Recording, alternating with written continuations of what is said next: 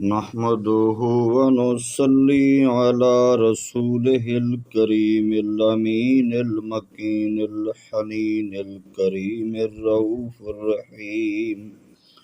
بسم الله الرحمن الرحيم. التائبون العابدون الحامدون السائحون الراكعون الساجدون الآمرون بالمعروف والناهون عن المنكر والحافظون لحدود الله وبشر المؤمنين. قال الله تبارك وتعالى في الكلام المجيد والفرقان الحميد في مقام آخر: إن الله وملائكته يصلون على النبي يا أيها الذين آمنوا صلوا عليه وسلموا تسليما. اللهم صل على سيدنا ومولانا محمد وعلى آل سيدنا ومولانا محمد وبارك وسلم وصلوا عليه. بلغ العلا بکمالہ کشف الدجا بجمالہ حسنت جمیع خصالہ صلوا علیہ وآلہ. بے شمار حمد و ثنا تسبیح و تحلیل و تمجید رب العالمین کی ذات والا برابا برکات کے لیے جس نے بے شمار نعمتیں عطا فرمائیں اور ساتھ ایمان عطا فرمایا، قرآن عطا فرمایا، مقدس رمضان عطا فرمایا، اپنا ذکر عطا فرمایا، اپنا فکر عطا فرمایا. اللہ تعالیٰ کی بے شمار حمد و ثنا تسبیح و تحلیل کے بعد بے شمار درود بر حبیب رب ودود صلی اللہ تعالی علیہ وآلہ وسلم کی مقدس ذات پر، جو اللہ تعالیٰ کا پیارا مقدس اور خاتم الانبیاء سید الانبیاء امام الانبیاء احمد مجتبی صلی اللہ تعالی علیہ وآلہ وسلم اللہ تعالیٰ کا وہ مقدس پیغمبر ہے جس پر ایمان لائے ہم، جس کے امتی ہیں ہم کو اللہ نے یہ شرف عطا فرمایا. اللہ تعالیٰ اپنے حبیب پر درود پڑھتا ہے، اس کے فرشتے درود بھیجتے ہیں، اللہ درود بھیجتا ہے. رب العالمین فرماتا ہے تمام ایمان والے میرے حبیب پر خوب درود و سلام بھیجیں. صلو علی الحبیب صلی اللہ تعالی علی محمد. اللہ تعالیٰ نے فرمایا التائبون العابدون، یعنی توبہ کرنے والے، عبادت کرنے والے، حمد کرنے والے، اللہ تعالیٰ کی روزہ رکھنے والے، رکوع کرنے والے، سجود کرنے والے، نیکی کا حکم دینے والے، برائی سے منع کرنے والے، اللہ تعالیٰ کی حدود کی حفاظت کرنے والے. اور ایسے مومنین کے لیے اللہ تعالیٰ نے بشارت دی ہے.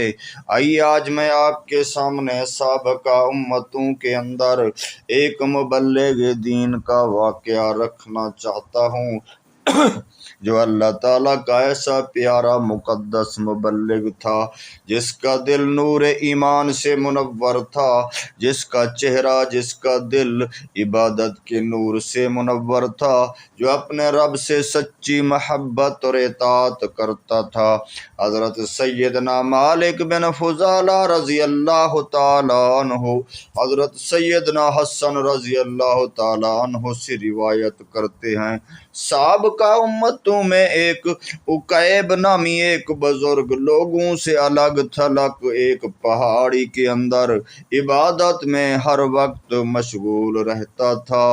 ایک مرتبہ اسے خبر ملی کہ قریب کے شہر میں جو بادشاہ ہے وہ بڑا جابر و ظالم ہے، جو لوگوں پر بڑا ظلم اور ستم کرتا ہے، بلا وجہ ان کے ہاتھ اور پاؤں، ناک، کان وغیرہ کاٹ ڈالتا ہے. جب آپ رحمت اللہ تعالیٰ علیہ کو یہ اطلاع ملی تو آپ رحمت اللہ تعالیٰ علیہ اسے امر بالمعروف و نہی عن المنکر یعنی نیکی کی دعوت دینے اور اس برائی سے منع کرنے کے جذبے کے ساتھ اور اس شدت سے وہ اس کے اندر اللہ نے یہ جذبہ پیدا کیا کہ جا کر اس بدبخت کو اللہ تعالیٰ سے ڈرایا جائے، اسے برائی سے منع کیا جائے۔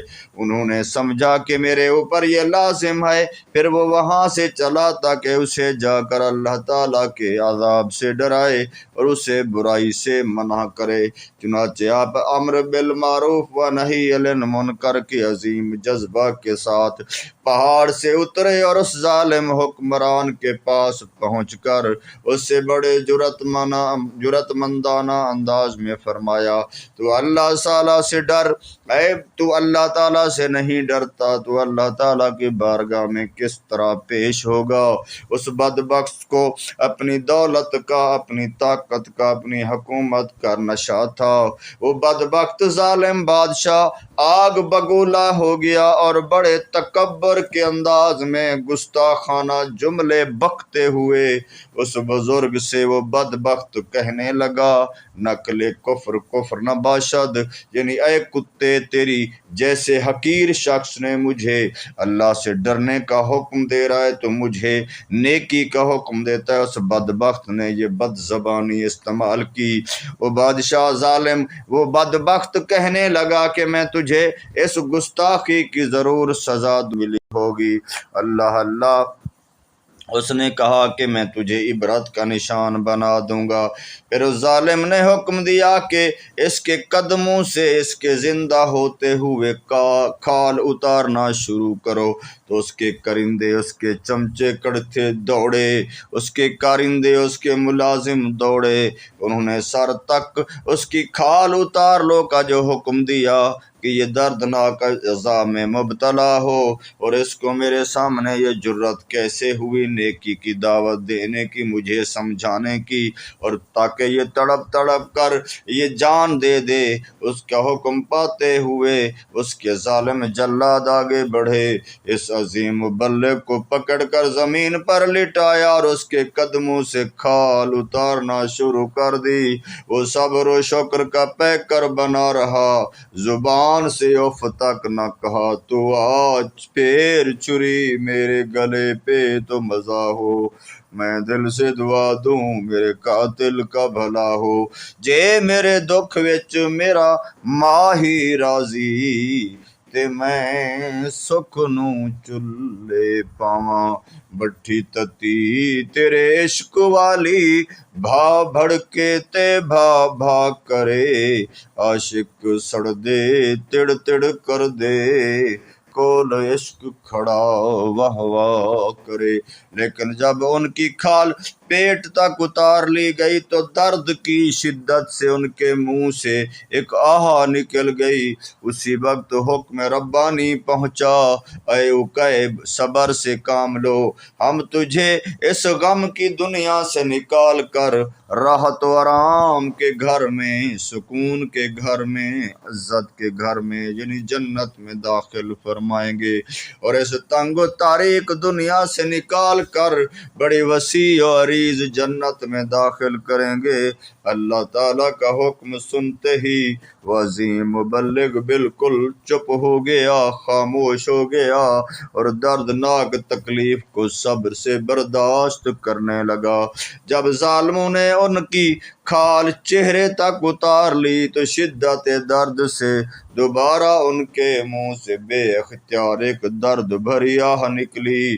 انہیں پھر حکم الہی پہنچا، اے عقیب تیری اس مصیبت پر دنیا اور آسمان کی مخلوق رو رہی ہے، تمہاری اس تکلیف نے فرشتوں کی توجہ تمہاری طرف کرا دی ہے۔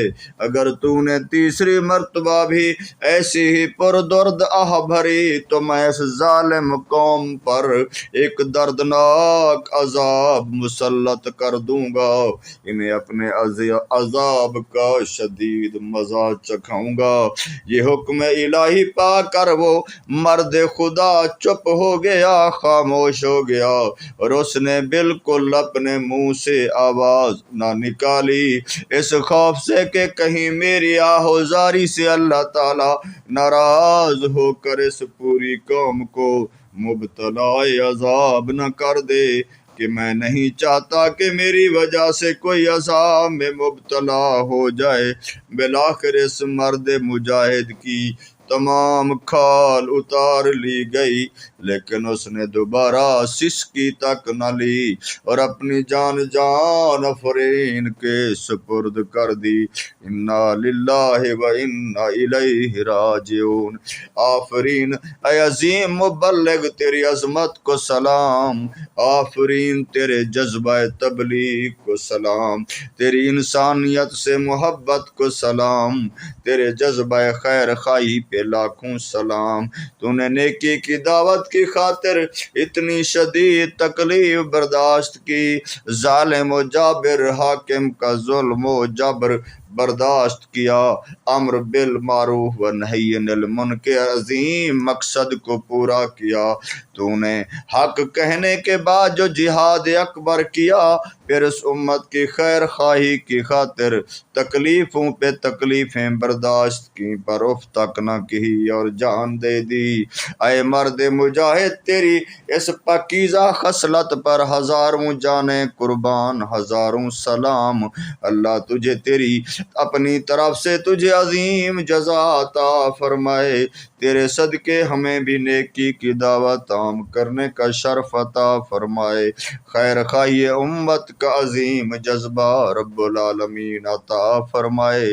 شاہ ایسا جذبہ پاؤں کہ میں خوب سیکھ جاؤں، تیری سنتیں سکھانا مدینے والے۔ اللہ اللہ۔ حضرت سیدنا شبیب بن شیبہ الخطیب علیہ رحمت اللہ اللطیف فرماتے ہیں کہ میں ایک مرتبہ مکۃ المکرمہ زادہ اللہ تعالی شرفا و تعظیما کے صحرائی راستوں میں سفر پر تھا۔ ایک جگہ میں نے قیام کیا، دسترخوان لگایا اور کھانا کھانے لگا۔ گرمی کی شدت سے زمین تانبے کی طرح دہک رہی تھی، گرم گرم ہوائیں جسم کو جھلسا رہی تھیں۔ ہم نے ابھی کھانا شروع ہی کیا تھا کہ ایک اعرابی اپنی حبشی لونڈی کے ساتھ ہمارے پاس آ گیا۔ ہم نے اس سے کہا، آ میرا بھائی ہمارے ساتھ کھانا تو بھی کھا۔ وہ کہنے لگا، میں روزے دار ہوں۔ ہم نے اس کی اس بات پہ بڑا تعجب کیا۔ ہم نے اس کے جواب سے ہمیں بڑا تعجب ہی ہوا۔ پھر وہ اعرابی ہم سے کہنے لگا، کیا تم میں سے کوئی قرآن پاک کا قاری بھی ہو اور کاتب بھی ہو، یعنی لکھنے کا فن جانتا ہو؟ میں اس سے کوئی چیز لکھوانا چاہتا ہوں، کیا تم میں سے کوئی میری اس حاجت کو پوری کر سکتا ہے؟ فرماتے ہیں کہ جب ہم نے کھانا کھا لیا تو ہم نے اس سے پوچھا، اب بتائیے تجھے کیا لکھوانا ہے، بتا دے ہم لکھ دیتے ہیں۔ وہ اعرابی کہنے لگا، اے میرے بھائی، بے شک یہ دنیا پہلے سے موجود تھی، لیکن میں اس میں نہیں تھا۔ پھر میں پیدا ہوا، اب یہ دنیا اپنے مقرر وقت تک باقی رہے گی، لیکن میں جلدی سے چھوڑ جاؤں گا۔ دلا غافل نہ ہو یک دم، یہ دنیا چھوڑ جانا ہے، باغیچے چھوڑ کر خالی زمین اندر سمانا ہے۔ اے میرے بھائی، میں چاہتا ہوں اللہ تعالیٰ کی رضا کی خاطر یوم عقبہ کے لیے اپنی اس لونڈی کو آزاد کر دوں۔